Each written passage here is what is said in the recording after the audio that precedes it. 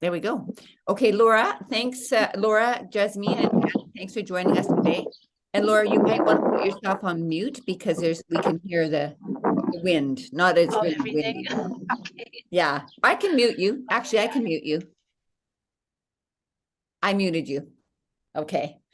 All right. Thanks for joining us today. And Laura, I will unmute you if you can just raise your hand and I'll unmute you. So it might be easier since you're walking and listening and processing all at the same time.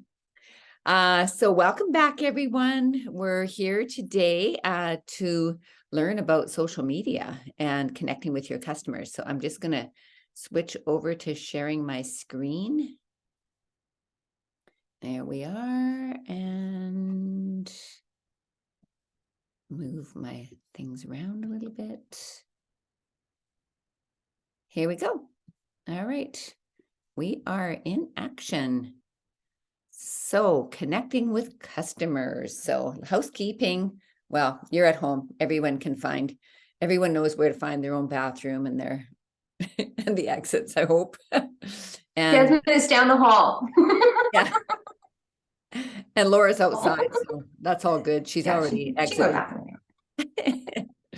All right, so let's talk about what we're going to learn today. So how connecting to your customers and to your local community can help build a healthy business, and strategies for engaging customers in person, and why online engagement is now a critical part of all business marketing plans, and how to use social media well.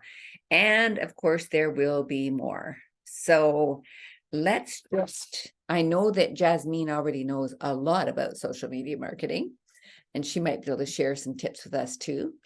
But let's start with a little quiz. So answer the following questions to determine your basic understanding of building customer relationships. So let's start with businesses that create meaningful connections with their customers and in their communities see greater long-term success. True or false? True. Thumbs up if you think that's true. Yep, you are right. True. Whether you sell products or services, or one of the key differentiators of a business can rely on to gain and keep customer loyalty is a crowded market. And in a crowded market is having meaningful connections. Customers who like and who you like and they like you know and trust a business and the people behind it, or standing in front of it, of course. But they'll be more reluctant to change loyalties even when new offers from competitors are put in front of them, because they trust you and you've built loyalty with them. Okay, the second question is to develop meaningful connections to customers. To develop meaningful connections to you need to, no, this is some spelling. To develop meaningful connections, you need to know the names of all your regular customers. True or false? Yeah, Jasmine, you're on mute. Maybe if you had something to share with that. No, I just said that I may not seem like it, but I would still say yes. Okay. Well, especially in your field, because you're not going to have 500 customers, right? You're going to have select few one-on-one relationships. Yeah. And that might be your case too, Laura, with catering. You might not have a relationship. Well, you might not have a relationship with everyone that eats your food, but you have a relationship with your actual customers who are ordering and signing contracts with. But the actual answer is false. You don't need to send birthday cards to your customers and their children in order to develop a meaningful relationship. The core of a meaningful relationship with customers is simply taking time to treat them like people, not a means to an end or the means to a sale. Not everything has to be transactional, right? Okay, so the power of meaningful experiences. Emotionally connected customers usually buy more, shop more frequently, care less about price, and refer others to your business. So time and time again, researchers have demonstrated that successful businesses invest in developing meaningful connections with their customers. This shouldn't be too surprising. When we feel deeply satisfied by an experience, whether it's buying a new pair of shoes or an interaction with a particularly kind business owner, we're inclined to repeat it. It's shown that customers who are emotionally connected to the business will buy more, shop more frequently, often care about a product or service pricing, care less about it, and of course, refer more people to the business. So it makes sense then that small business owners should strive to create emotionally meaningful experiences with their customers. But how exactly? Well, beyond selling products and services that meet their needs and doing so in an environment free of pressure, small business owners have an opportunity to connect with their customers by treating them as individuals and members of a community with whom they share values or interests, not simply just customers. So we're going to take a closer look at that. But an example of that is, I don't think any of you were ever present in our fit camps, but our fit camps were immensely successful. We had them outdoors at Stolo, no, not at Stolo, outdoors at Chiacton in the sports field. And everybody felt like a family there. And, you know, COVID kind of put an end to our fit camps. But time and time again, I hear people saying, I really miss the fit camps. It was so much fun. I know, Shannon, you want to come to that. Okay, so to start, you know, we want to ask questions to develop meaningful relationships. Communication on a human to human level, not customer to seller, goes a long way in building meaningful relationships with your customers, with all people. What do two people do when they communicate? It often starts like with a question like, how's your day going? So, you know, this is more for a retail, but also like when you're following up with your existing clients, yeah, asking them how their day is going is a really nice way to start. So if you ask this question or one like it to every person who enters your shop or that you communicate with, the ones who aren't yet emotionally engaged with you or your business or your product will give a perfunctory answer like, good, thanks, at which point most business owners or sales clerks will stop talking. But this is the opportunity to develop a more meaningful relationship with them. So yeah, if you just walk away after you've asked them that question, that's not going to develop a meaningful relationship. So if a business owner then says, did you come in looking for something specific today, or are you just browsing? It keeps the door open for more conversation. If a customer says, I'm not sure, or I'm looking for a small gift for my mother-in-law's birthday, or this is an opportunity. So this is an opportunity to begin to develop a meaningful relationship by asking more questions. Everybody likes talking about themselves, right? So I even said, like when I was in retail, I'd say, where are you from? What brings you to Vancouver? What brings you to Chilliwack? And then they'd just go off and tell me all kinds of things about what brought them to wherever I was at that time. And even my Herbalife business, when I'm building a relationship with my customers, I'll ask them, you know, where they're from originally, and I ask them all kinds of questions, where the family is, blah blah blah blah. But anyway, as they answer, if you find you have something in common with the person, share that with that customer, because that builds a relationship as well. Because having something in common with another person builds immediate trust.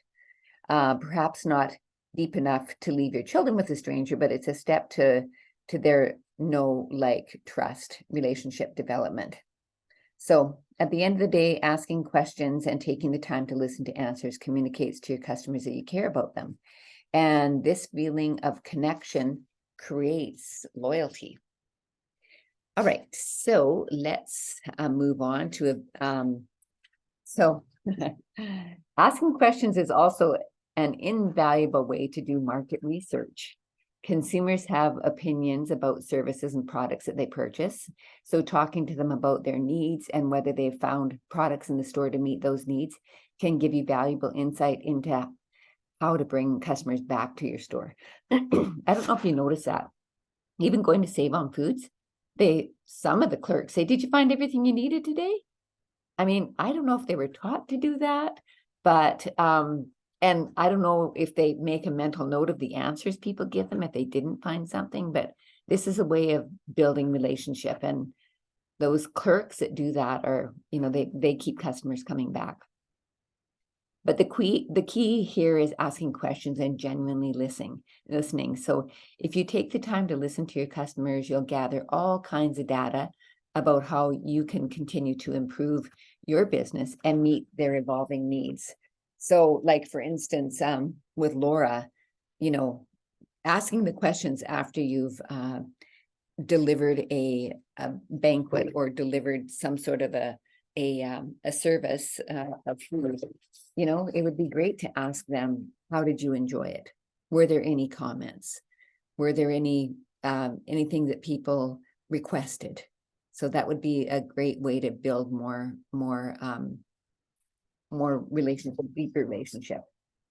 So being active in your community. So one of the a way of raising your business profile is to be active in your local community.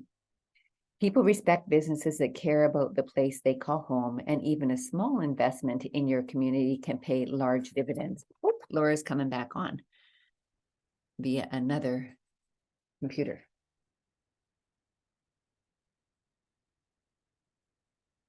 Welcome back, Laura.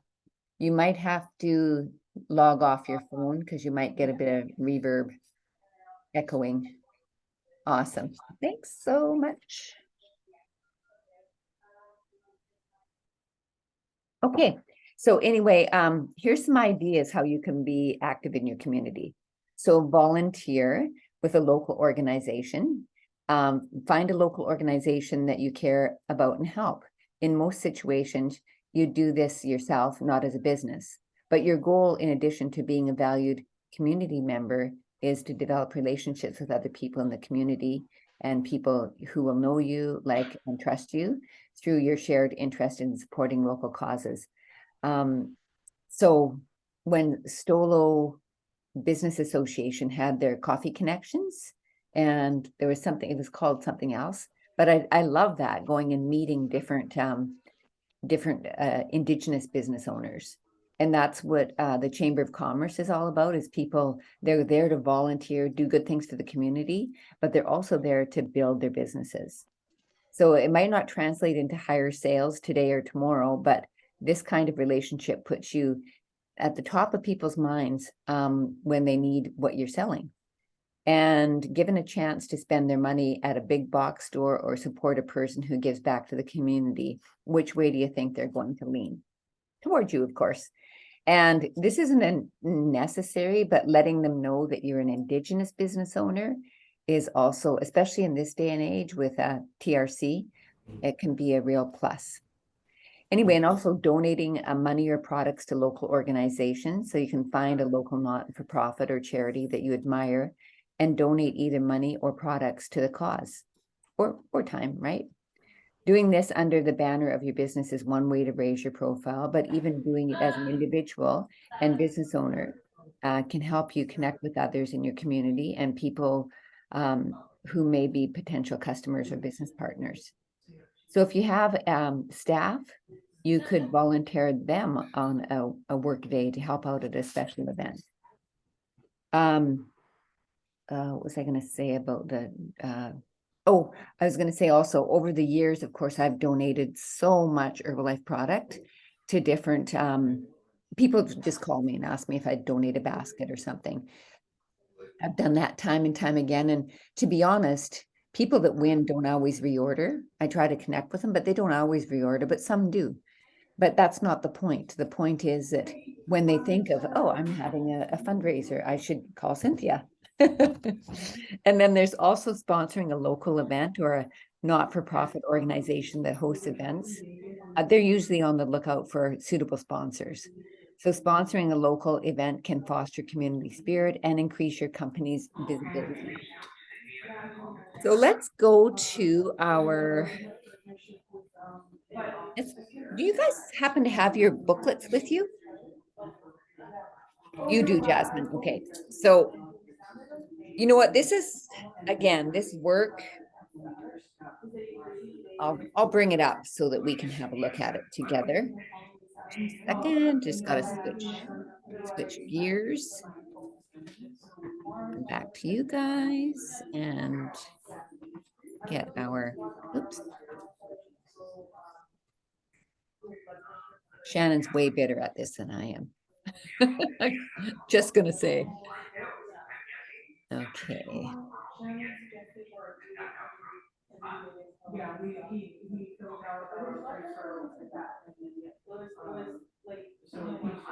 Oh, Laura, I wonder if you could mute yourself because we can hear all the background people having little chats.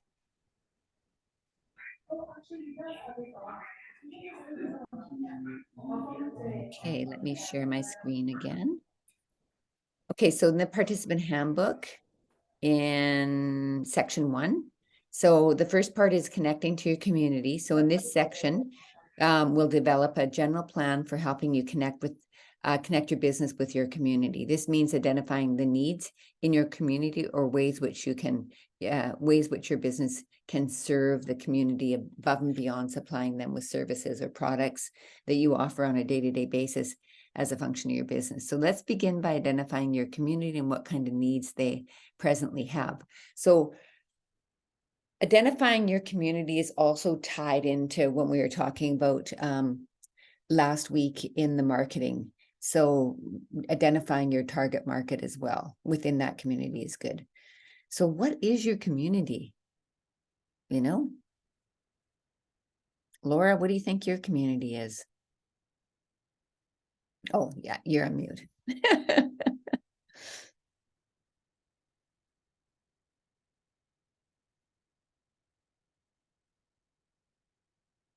Okay, Laura, I think you're, you didn't unmute. If you don't want to, that's fine. That's okay. Yeah, can't hear you. But Jasmine, do you want to share with us what your community is? And the characteristics of your community, maybe? How many people live in it? What the diversity is that you see? And do members have a strong ties of pride in being part of the community? In short, how would you describe your community?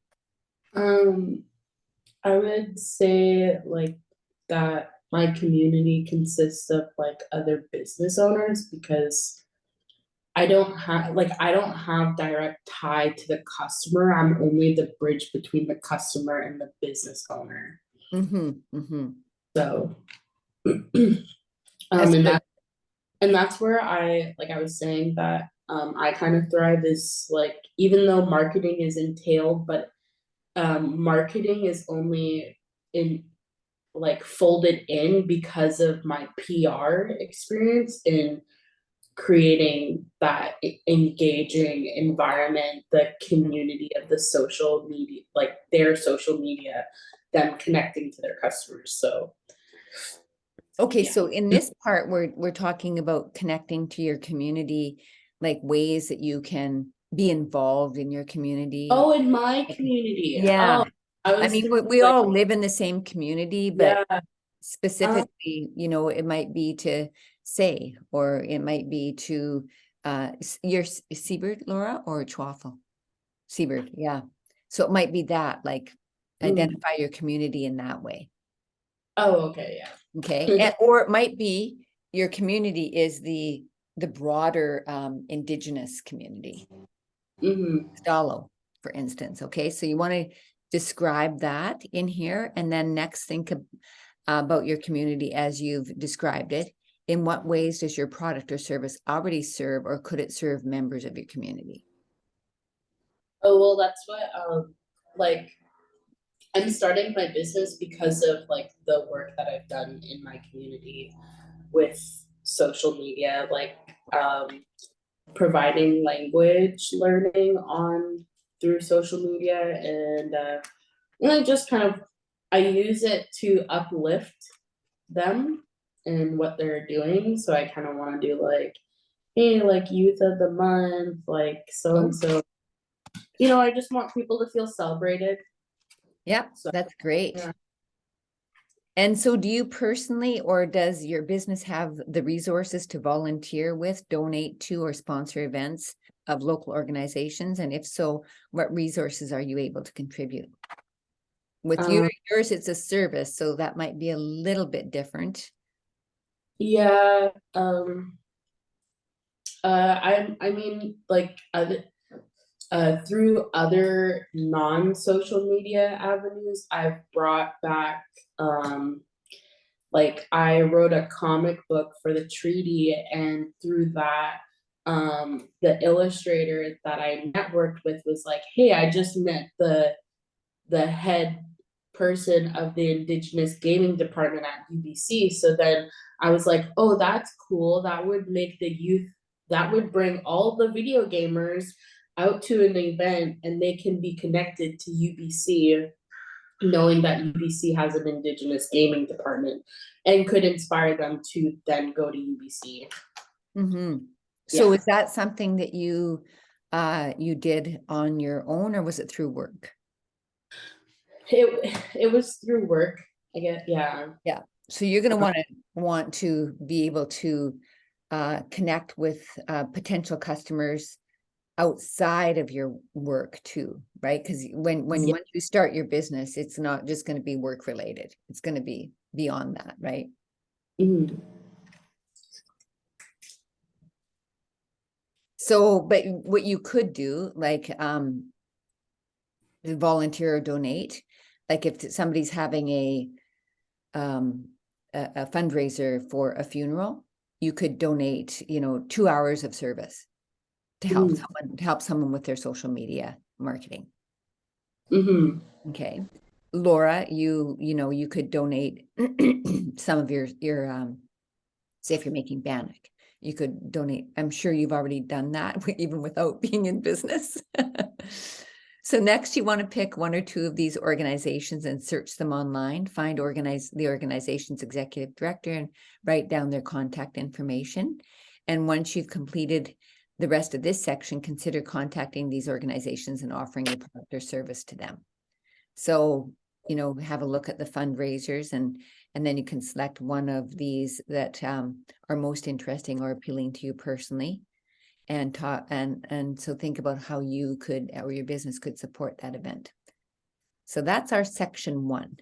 So now let's zip back to the PowerPoint of developing, is that where we're at right now? Yeah, developing online relations. All right. So this is the second part, love it or not. Social media is here to stay and it's an effective engagement tool that anyone can use for their businesses. So in this section, we'll look at specific strategies for using social media successfully to connect with your customers in ways. Can't see the PowerPoint, Cynthia. It's still on the workbook. Oh, okay. Thank you so much for letting me know that. I guess there we are. How's that? Got it now?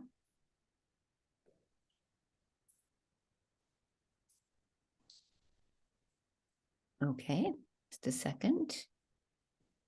That wasn't up? Nope.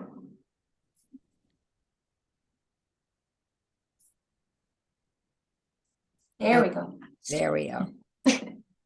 Okay, so let me start it from this slide.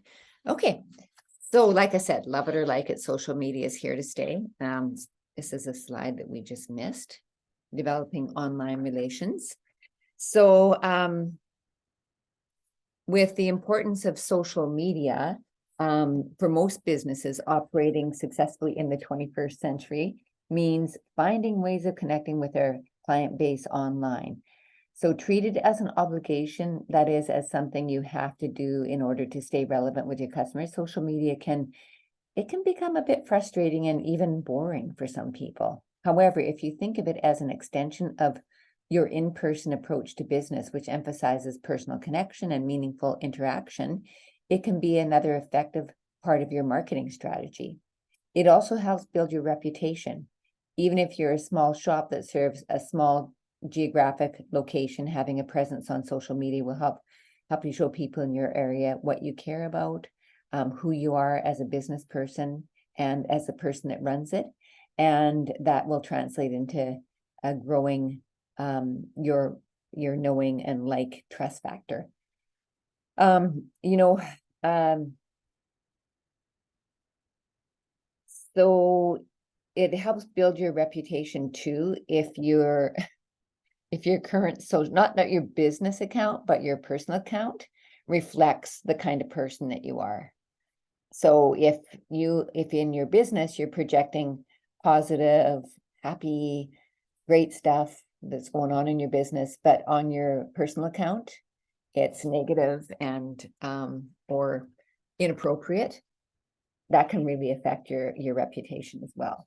So even though you want to have separate account, people will end up probably end up Googling you or stalking you or keeping you on Facebook or Instagram or Snapchat or TikTok, any of those ones. So anyway, it also, social media has become the new word of mouth, a way to talk about products and services that people love. So consider this: you set up a Facebook page for your bakery and you geotag it. Google how to do that, by the way.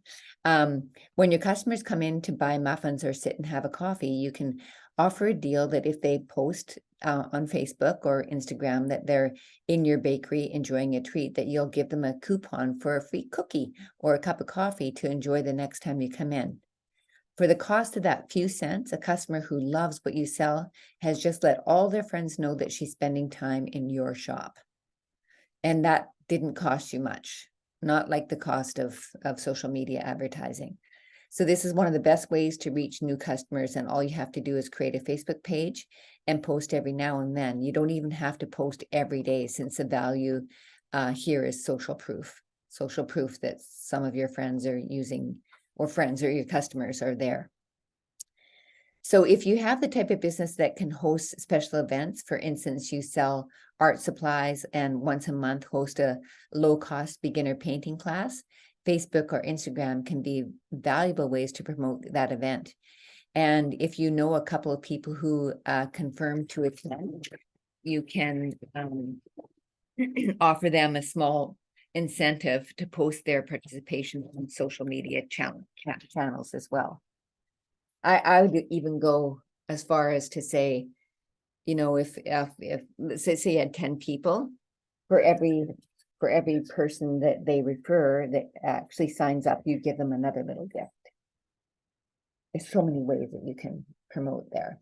And it also deepens relationships with existing customers. So using the two strategies can deepen relationships with the existing customers, since you're showing them appreciation for supporting your business. And another way you'll achieve this is by posting content that connects to people that you serve. And if you're a hairdresser, you could post tips for how to deal with flyaway hair in dry weather or flat hair in rainy season. But you could invite people who visit your page to share their tips too. And that's, acknowledging them. And you could also repost other hairdresser posts and videos. How to not flat iron is easy, and it's an easy and effective way to engage your people as well. And that's for our hairdresser. Hopefully you'll be able to listen to this replay. But people expect businesses to have some social media presence. That's just the way it is. So love it or don't, Facebook is a go-to for the majority of adults, at least a few times a week. And Instagram is a favorite source of procrastination for people of all ages. Too much scrolling, right? But that's the way it is. And Pinterest is one of the world's largest search engines. So if you're not present on at least one of these platforms, you're missing out on an opportunity to remind people that you've got something new that they want. So the old saying that, did you ever, when I started in business, it was always, people need to see your advertising 7 times before they'll respond or notice you. It's old advice in today's social media saturated world. So the number of times you need to be seen to be noticed has increased dramatically. But the good news is that it's a lot easier and less expensive to create those impressions if you use social media channels that your customers and potential customers use. So that's one thing that you have to know, is where will you find them? So and which ones are right for you. So You need only be present on the social media platforms that are used most often by your target customers. So when choosing your social media tools, um, if you've done your market research, you'll know your demographic and you'll know where they're hanging out. Or you can also, once you've decided to use social media as part of your overall outreach and customer engagement strategy, you'll probably be left wondering which social media tool to use. So beyond the near universal social media tools, including Facebook and Instagram, there are hundreds upon hundreds of different social media tools. So selecting the right tool may seem a little bit overwhelming. I think when Van City produced this, they were also probably not hip to TikTok, and TikTok's a huge one. So identifying your target markets will help you narrow down which social media applications make the most sense for your business. For example, if your company sells surf apparel, not likely here, but let's say you sell stand-up paddleboards, you might make a good use of an application like Instagram, which is primarily visual and which is popular among adventurous young people. And if you sell anything that's on a how-to, Pinterest would likely be a strong candidate for your business social media presence. I actually hardly ever go to Pinterest. I usually go to YouTube personally, but that's me. I'm 66. So that's that demographic if you're looking for people like me. So it's possible that the product or service you sell has a natural social media home. If it's already being discussed by people online, pay attention to where it's being discussed. Instagram has hashtags specifically for readers, which might be a good place for someone who sells reader-oriented knick-knackery to be engaged there. And your customers may already be showing you what kind of social media they use and where you should be trying to engage with them. So it's really identifying your target market.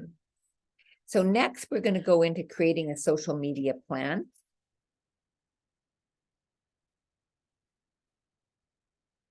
Oh, just a second here.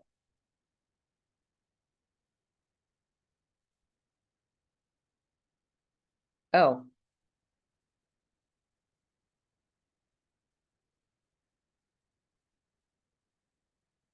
Sorry, I'm just getting, building a community. Okay, let's create the social media plan next.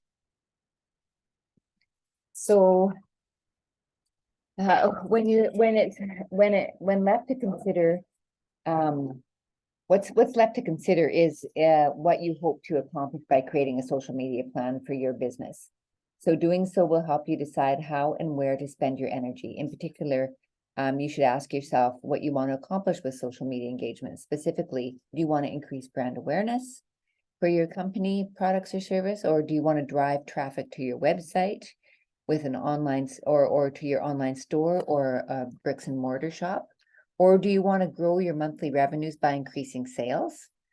Or do you want to build a community of followers with a connection to your products and an investment in your company? Or maybe you want to increase press coverage of your company and your upcoming product launch. There's lots to consider there. So it's possible to use your social media to accomplish many of these different things simultaneously. However, you should prioritize your objectives before you start posting in order to make the best, most efficient plan. So knowing your goals will make your plan easier and will allow you to assess how successful your efforts have been once you've spent some time in social media. So one of my mentees attended Hobier this year, and they put up their no, it wasn't Hobier, it was Made in Vancouver, a market. And I asked her this question: so what do you want to accomplish at the market? What's your plan to be there? What is your overall goal? Is it more sales, or is it brand awareness, or is it collecting more contacts, getting more people to follow you on social media? And it wasn't sales that she wanted. She wanted to build her brand awareness and have more people follow her on Instagram. So it's really good. I mean, we're talking a social media plan right now, but that's an example of somebody using using that idea of, okay, what's my goal here? Okay, so let's talk about your social media plan. I'll bring that back up here.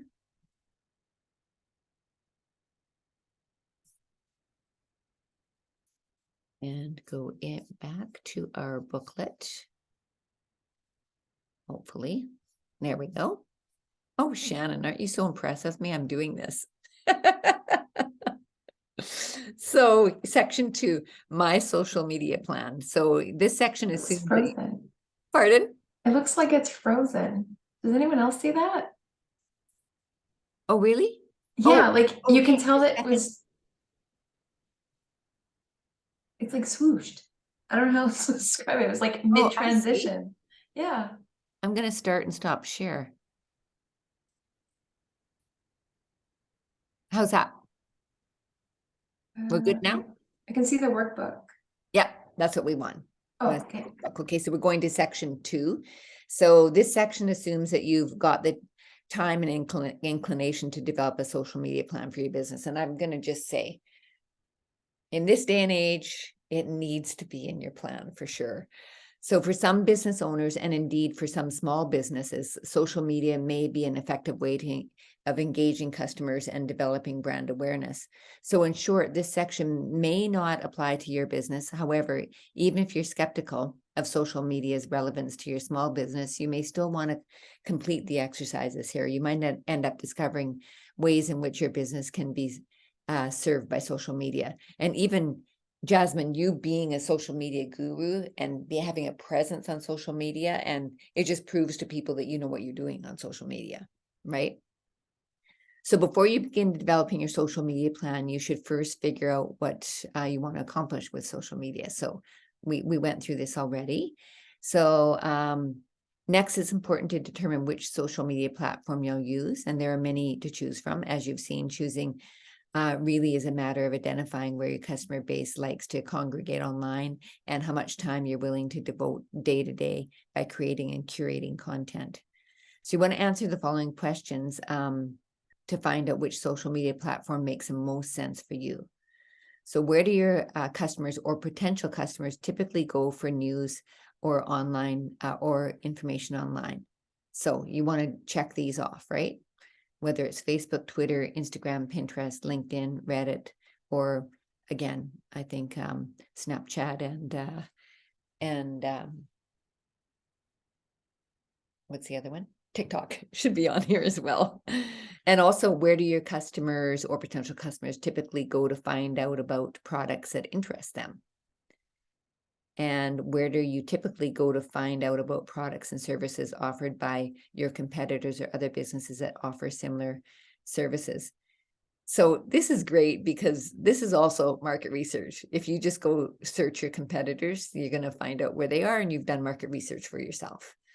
So then you want to add up scores for each of the social media platform to see which one is the most popular with you, your customers, and your competitors. So this would be a good place to look at it more closely. This is a great little booklet. So which social media platform scored the highest for you? So answering these questions should give you a sense about where your competitors and your potential customers are spending most of their time online. Has anyone reviewed that yet? Does anyone know that about their customers?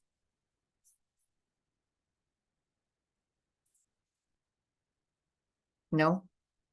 We Not know yet. like for SEF, the biggest way to reach everybody is Facebook, but our fastest growing platform is Instagram. Mm-hmm. So does that mean your fastest growing, like that's where you have the most followers? Yeah. Okay. We were astounded by how many followers we get, but I think with Facebook, because we can engage more, because there's messages back and forth, that's still our go-to, and it's free as a nonprofit too. There's like I think we just boosted some posts a little while ago, but that was part of it, was developing those relationships, right? Because we asked, when we come in and meet with people and talk about their business, Facebook was that way, but Instagram, people wanted to see the pictures of the businesses and what we were sharing. Right. Yeah, of course.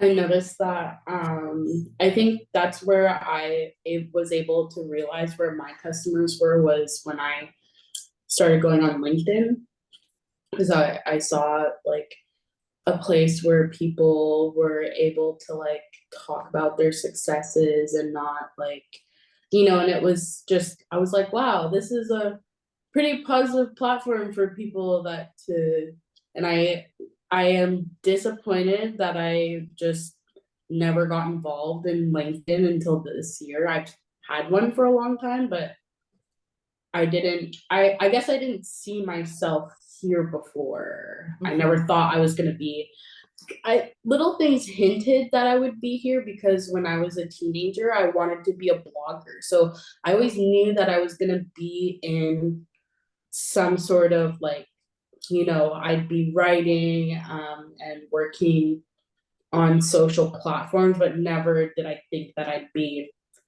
standing here and like wanting to, yeah, I never thought of it like that. But it started with LinkedIn, yeah. Yeah. Well, you know what? It's never too late, right? And LinkedIn sounds like it would be a good platform for you because there's a lot of other business people on there, and that's who your customers are going to be as business people, right? Yeah.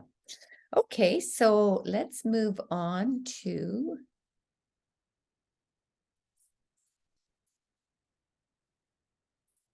how to build a following. So your goal is not to attract as many followers as possible. It should be a goal to build a loyal following, right? So one of the most frequent questions asked by newcomers to social media is, how do I build a large following? It's a good question since the size of most following typically corresponds with one's influence and client base and corporate revenues. But a better question to ask, especially for small and up and coming businesses, is how can I build a loyal and dedicated following? This is a better question to ask because the users who feel they have a meaningful connection to you, fueled in part by your social media presence, are the most likely to be passionate and dedicated customers.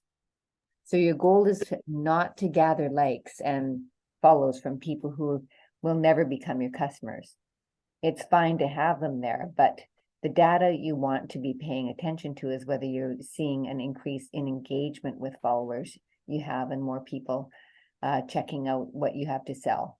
So if you have 5,000 followers on Facebook and only 12 live close enough to your pizza that you're selling, you're not using the right social media platform or you're not using it correctly. So sorry, God. Yes, go ahead, Jasmine. Can we have a bathroom break? 100%. Okay. Let's pause for 5 Yeah. minutes. I think I'll do the same. Thank you.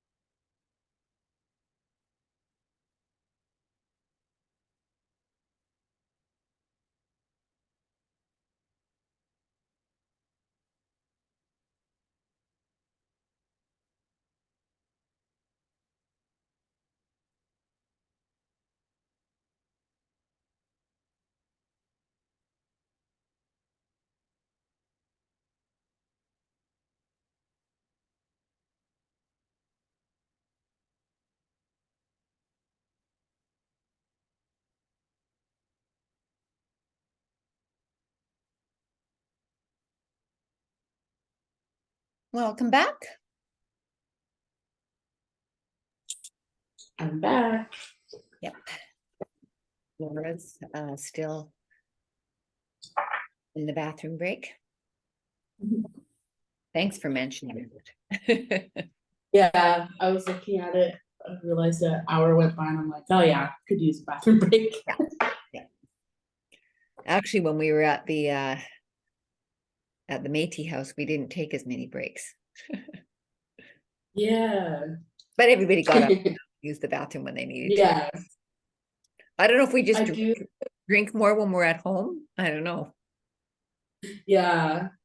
I do have to step out at 12:30 if Okay. like I don't know, but that's probably only a little bit left, right? Yeah, we don't have a lot more left in this. Yeah. Maybe we won't, I'll leave you guys to go through the workbook on your own. Because this is Yeah. module Yeah. 7.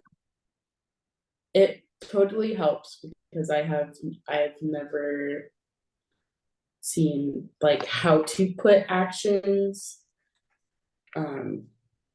into like I don't know, it just puts a lot of things for me to consider to realize I never even thought went into. Yeah, this is going to really help you in your business, isn't it? Yeah. And you have the workbook. Yeah. Actually, I've been like it comes with me everywhere. So I'm like don't want to lose it. yeah, no kidding. Yeah. I will also send everybody a digital copy of the workbook Cool. so that you have it. Oh, there's actually 8 I'll have to 8 workbooks. take pictures of it, actually, the places that I filled in. Yeah, that's a So good it idea. doesn't- Yeah.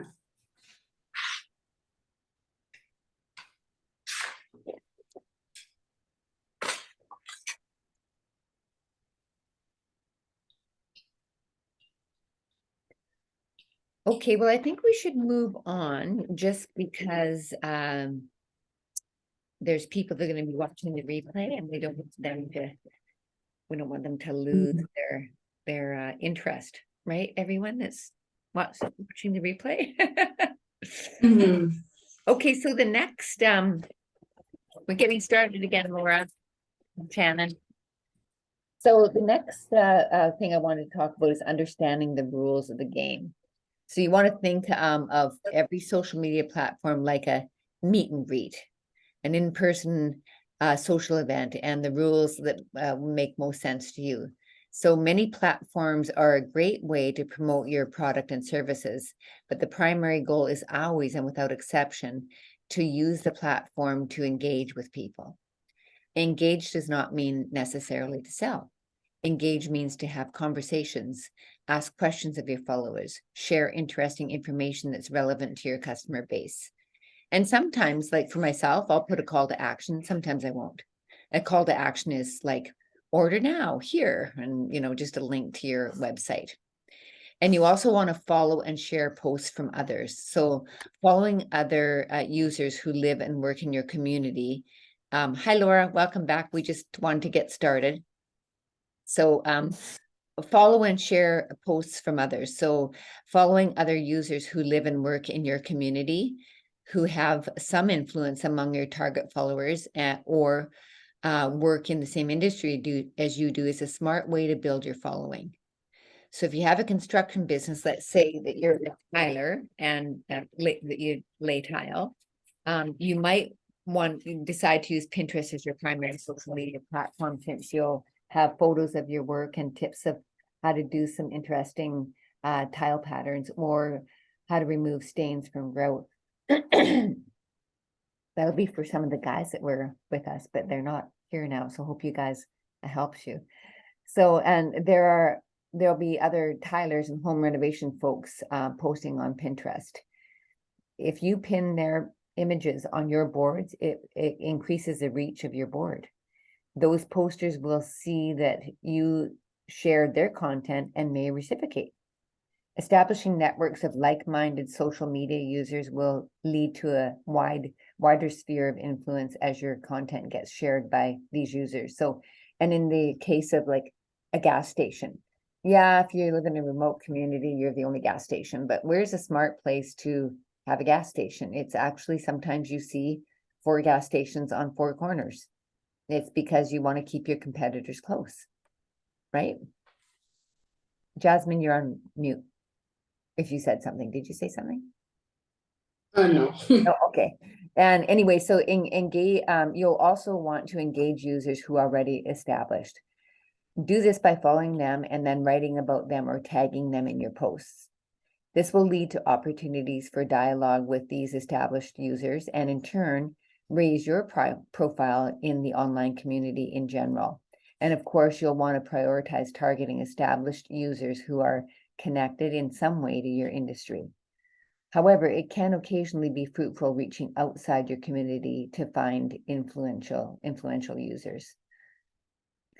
Influencers can cost a lot of money though, to just like, they don't just go follow everyone. And if you want to use them to advertise, it can be expensive. I don't know if anybody follows Notorious Cree. Did anyone follow him, the Notorious Cree? Anyway, he charges $20,000 a year to promote your content. So anyway, the other thing is you want to be consistent. So this is a big enough this topic is big enough for its own slide, which we'll cover in the next section in the content calendar. But you want to write relevant, engaging content. Never post simply to post. Always consider the relevancy of what you're posting and whether your followers will find your post meaningful or useful. So more on that in the next slide as well. Okay, so sharing relevant content.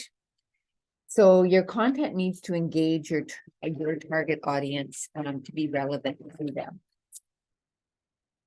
To build a following on social media, you'll need to create or curate content that is engaging to your target market. In the abstract, this may seem difficult, but in practice, it can be easy, assuming you understand who you're trying to reach. But just remember that engaging content is first and foremost relevant and interesting to your target audience. That's why, again, it's so important to know your audience. And for those of you that I'm friends with on Facebook, I think I'm friends with all of you now, but you'll see that my, I don't have a page, I have a group. And I have hundreds of people in my group. And that's where I share relevant content with them. I know they're all interested in health and nutrition. I know they're interested in working out. I know they're interested in recipes. It's all about food and health, basically. So the other thing is engaging content is also emotionally engaging. In this context, you can think of emotional engagement in the broadest terms. Is your content funny? Does it pull at the heartstrings? Does it inspire thoughtfulness or anger or curiosity? There's someone that I follow on Instagram too. I forget what her name is, an Indigenous girl down in the States. She sometimes things that she posts make me angry at the world, not at her, just at the. No, anyway, we won't get into that. But these are all emotional reactions. And if your audience is experiencing any of them, then you've engaged them. And how do you tell if you've engaged them? Well, they like it, or they'll put a heart, or they'll put a laughing emoji, right? That's how you tell if you're engaging them. Your brand will likely lean toward just a couple of these emotions. It would be confusing if you posted every other day and shared something to make people laugh on Mondays, cry on Wednesdays, and get angry on Fridays and feel inspired on the weekend. So you need to focus your messaging and strike a fairly consistent tone with your posts, a tone that makes sense to what you're selling. And share content that's valuable to your customers, because you'll engage your customers by sharing what's valuable or useful to them. This means sharing content that isn't necessarily focused on the product or service, but is, of course, of interest to the people that will use it. So for instance, if your company sells hiking boots, you could share maps of local trails on your Instagram account alongside with photos of footwear. So thinking about your customers and their interests will help you write content that they find engaging, which is important. Just what you find engaging, because what they find engaging. And you want to write about what's happening maybe in your community or in the world at large. So one way to connect with your customers is to share content that's about what's happening in your community. But writing or curating topical content is smart because it lets your readers know that you're not a spam bot, but that you, like them, are engaged with what's going on. Increasingly, consumers want businesses that reflect their own sense of engagement with the world. Writing or curating topical content will let your customers know what you're engaged in and whether they like you as a person, right? So, and keep your business separate from your personal profile. So it's best not to mix your business social media with your personal social media. That isn't just to avoid upsetting customers with posts that may not be suited for work or boring them with photos of your pets and your plants. It's also to protect your privacy and that of your family members if you post about them. So for me, what I do often is I end up posting in my group. I don't very often post very much about my family in my group, but I post it on my own social media profile. And I do that specifically because I want to see how many eyes are actually watching. And once in a while in my group, I'll post something quite personal. And I know that if I post something personal, it's going to get more engagement than if I just post a recipe. If I post my recipe with my picture in it, I get more likes or more comments. And when I'm posting on my personal profile, if I post something about my family, which I don't post a lot, but when I do, oh my gosh, I can get hundreds of likes. So that tells me how many eyes are on me. They might not be commenting in my group, but they're looking at my social media. So it's important to keep, be consistent with your messaging about who you are as a person.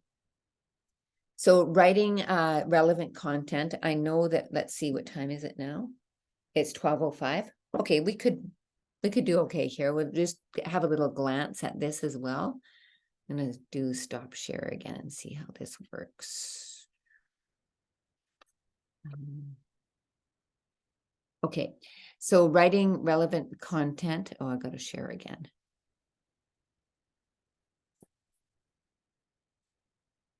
So as we've seen, writing relevant content comes down to understanding your customers, specifically knowing who they are, what they want, and how to market to them. Remember, in what they want is, remember always what problem are you trying to solve? So let's begin by identifying your customers. So describe your perfect customer. And then what communication style does your preferred customer respond to? Formal or informal, technical language, or friendly language? These are great questions, aren't they? So what detail about your product or service do you think will resonate most with your perfect customer? And then you want to describe your product in a single sentence using the language of your perfect customer. Still with your perfect customer in mind, write a social media post announcing a product or a service. The product can be one that already exists or one that you'll be launching soon. Begin by writing your hook, the first sentence. It should capture your perfect customer's attention by making them curious, excited, or more compelled to read. So for instance, for me, like a lot of my customers in my Herbalife business use shakes. So one of my hook lines when I post a recipe, I'll say, sick of shakes? ? So because some people get sick of shakes, right? Or something, or don't like shakes. Shannon doesn't like shakes. And then my next question might be, do you like cookies? And then I'll have a recipe, a cookie recipe using shake powder. So they're still getting all the nutrients from their shake, but they're actually having a cookie or a like a granola bar type of thing. Okay, so then that's an example of a hook. So now write the rest of your post based on qualities of the social media platform you're choosing to use. For Twitter, keep it to 280 characters. I'm not on Twitter. I'm also not on TikTok. So That's an age thing, I guess. So for Instagram, you'll use hashtags. For Facebook, you'll need a short paragraph that describes what's special about your offer. And for Pinterest, you'll want a great photo of your offer and 1 or 2 hashtags and a link back to your website. Actually, for Facebook, I find I've always got to put a picture with it. The picture gets people, for me, gets people to read what I've posted. And so they look at first. Everybody's scrolling, right? So then you want to post your body, and then next you'll use a paragraph or video with your post. Engagement is always higher with visual media. Well, I just said that, didn't I? And then will you be linking to your own website or your company Facebook page? Will you be linking it to other relevant media? Will you be linking it to your online store? In short, how will your online engagement of your customers help you accomplish your goals as outlined in the previous section? So again, for some of my posts, I'll put a link to a workout, but it's on the Herbalife workout page. So again, it's kind of consistent. And then you want to say, you know, this is clear for you that you want, what outcome are you hoping for? And obviously, when you're starting out, everyone's going to think, I want to get a contract for catering, or I want to get a contract to serve somebody as a social media content creator, or whatever it is. Okay, so let's go back to our, oops, Daisy. What have I done here?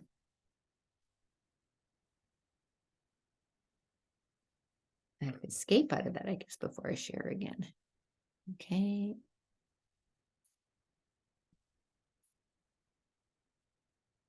Okay, so writing relevant content. So this is another really important aspect of developing your social media content for your business. So we did this, okay, and okay, now your content calendar. So here is where you want to, so the purpose of social media calendar is to provide a framework for sharing content that resonates with your audience and helps build a business profile. So before creating your calendar, you need to determine what types of content that makes sense for your business and your audience. And then you want to consider how often should you post. One of the complaints about social media is that it's time consuming. So if you're already struggling to find enough hours in a day, adding one more task may feel like the straw that may break your back. So lots of people say that you need to post every day for social media like Facebook, and several times a day for things like Twitter, but don't let that advice prevent you from starting. And I gotta say, like at first when I started using social media, I wasn't necessarily regular. It's just, it developed over time. But you want to be regular and predictable for your business in the social media platform you choose. Regular and predictable may mean once a week. And if that's what makes sense to you and your customers, that's perfect. So for instance, if you're a nail artist, you might want to choose to create one short tutorial every week to post on YouTube on Friday and or on Friday night, since you know that your customers love to freshen up their nails on the weekend. So that would be enough to keep those followers coming back to see what you have to share. And that's the other thing that I've experimented with, is when do I get the most eyes on my posts? Is it morning? First thing in the morning? Is it lunchtime? Is it 3 o'clock in the afternoon? Is it 5 p.m.? Is it 8 p.m.? And is it, when do I get the most? You can see that, by the way. You can look at especially on Facebook, it'll show you your metrics to what's when people are looking at you. Now you can also use a scheduling service. So if a thrift store has seen a huge increase in traffic by posting one Facebook post every morning that's simply a photo or the name of a department that's running their half price sale. So each day has a different department sale, and it's random. So the fun images are made in batches. The staffer sets aside 2 hours a month to make images and then uploads them into the scheduling, excuse me, scheduling service. But on Facebook, you don't necessarily have to use a scheduling service. You can just do that yourself. That's what I do. I do pre-scheduling like I try to do it once a month, and then I'm scheduled for the entire month. And that takes a big load off. So, but any business that offers a daily deal could use this strategy. Like Hootsuite is a Vancouver-based business that's a world leader in social media scheduling. And it's nice to use a Canadian company too. And then you also want to curate your content. So business owners can learn from the not-for-profit sector that relies on developing relationships with donors and potential donors when it comes to curating content. There's a relationship strategy called Moves Management, which relies almost exclusively on curating content, which just means passing along information from other people that will be interesting to the people you're developing meaningful relationships with. You don't need to curate any content yourself if that's not where your strengths or interests lie. All you need to do is repost content and add a word or two about what you think was valuable, interesting, relevant, or meaningful to your customers. I do this all the time, but I don't use Moves Management. I just scroll on Facebook and find other posts that I like and then share them. So that's just the way that I've been operating for all these years. Okay, so your content calendar. So let's now go back to you can see this now, right? Can you see it? Can you see the workbook? Or are we still, okay, I got to stop sharing. Still in the PowerPoint. Okay, here, you got it now? Content calendar? Yep. This is section 4. So how often you post to your account depends on which social media platforms you intend to use and how much time you have available to engage with customers. So what you won't see on a content calendar is the time that you'll need to check in to reply to people who commented or ask questions about your posts. So remember that social media is most effective when used to start and engage in conversations with customers and potential customers to develop meaningful relationships, because that's what we want to do. So for instance, here's an example of people posting on Facebook and Instagram. So it looks like they're doing every day, but it's not every day on. But by the way, I forgot about this too. On Facebook and Instagram, you can link them so you don't have to post on both. But with Instagram, you have to have a business Instagram. And then it'll share, you can select it to share on your Facebook story as well. I think it's, if you post on your Facebook story, it'll also share on your Instagram story. No, if you post on your Facebook story, it'll share on your Instagram wall, but not as a story. Anyway, you can look into that, but they've taken a lot of work out of that since Facebook bought Instagram, right? So anyway, so here it is, the hook. Do you deep water dive? So it's always good to ask a question for the hook. Then you'll want to check out this stress test of the new Seamaster watch. And then if you posted, yes, and notes to yourself, link to YouTube video of the stress test. And then on Instagram, a snippet of the video from the stress test on YouTube, and you link it to your store. And then here, this person's linking it to other things all the time. Okay, so here's your content calendar. So your date, your platform, your content posted, and social media. And like I said, I'm going to send you this workbook so you can actually work in this Word document. That might be helpful for you to have the Word document to actually type things in. But, go for it from your workbook if you like to. But since you're going to be creating a content calendar, you're probably going to need pages and pages and pages of this. There's also using a calendar, especially once you get the hang of social media and having your own content calendar. Like for instance, for me, I just know by heart, Motivational Monday, Recipe Tuesday, Wellness Wednesday, Throwback Thursday, Fitness Friday, Inspirational Saturday, Meal Planning Sunday.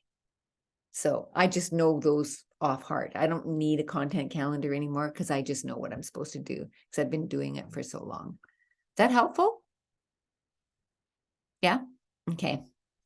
All right. So that's the completion of that section. And let me now bring this back up.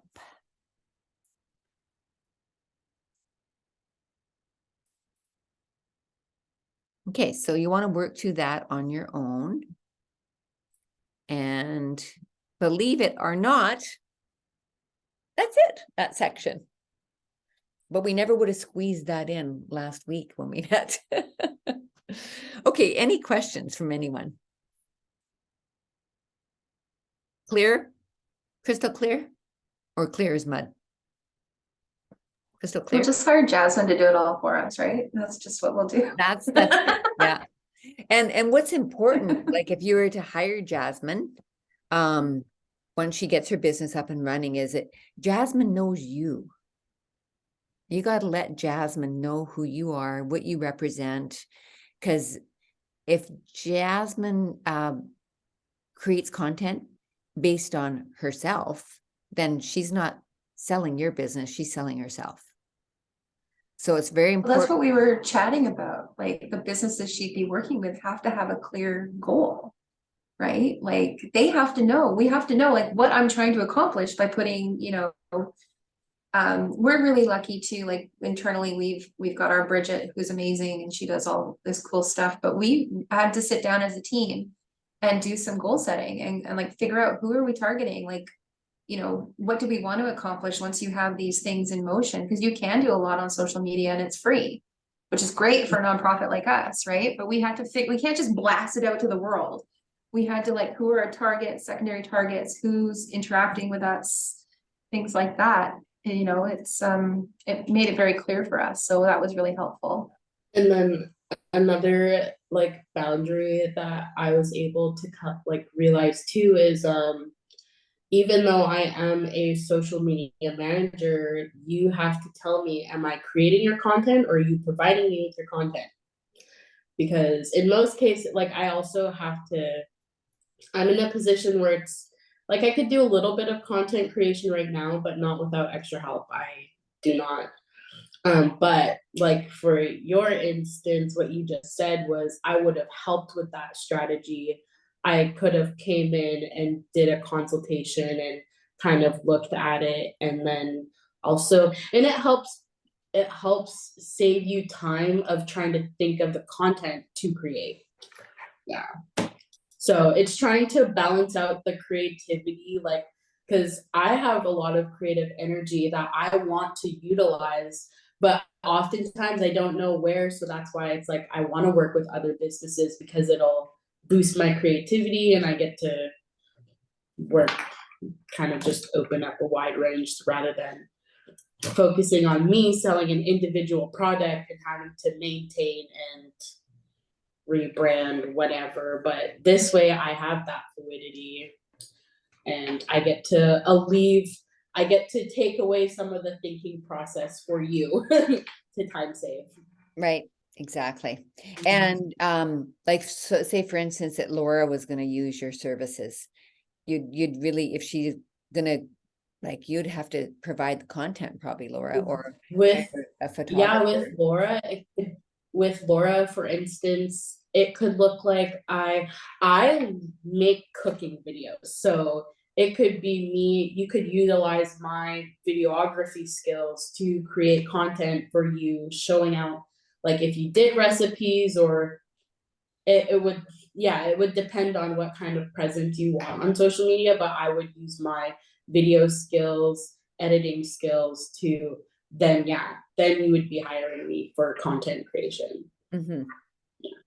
Yeah. It's exciting. Mm-hmm. You know, when you're getting started, and I just want to encourage everyone not to be afraid of it, because you will get in the groove. It will become easy and it's fun.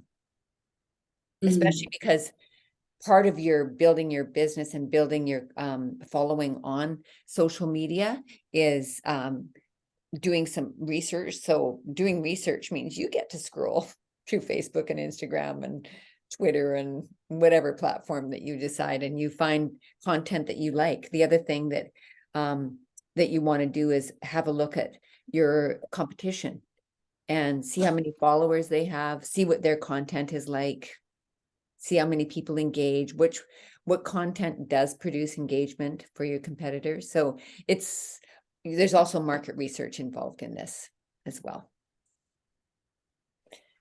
Okay, well, on that note, I just want to say thank you, everyone. Oh, it looks like somebody put something in the chat. Oh, who's Leanne Marino? Laura, you are? Oh, okay, thank you, because I couldn't find you. I'll add you to the Facebook group. So what I'm going to do is I'm going to email this out to everyone, the replay, but I'm also going to post it in our Facebook group. And then in a week's time, we'll do a draw for those for those of you that are watching this, your name will go in the draw. So you have to watch it until the end to know if you actually watched it. And in a week's time, if no one else has watched it, then Laura and Jasmine, your names are going to go in for a draw for a gift card. So, okay. Well, everyone, thank you so much for joining us. And if you have any questions, and people that are watching the replay, make sure that you post it in the Facebook group, or you can reach out to me individually as well. Any comments? Any comments, anyone? Okay. Thank you. Have a great day.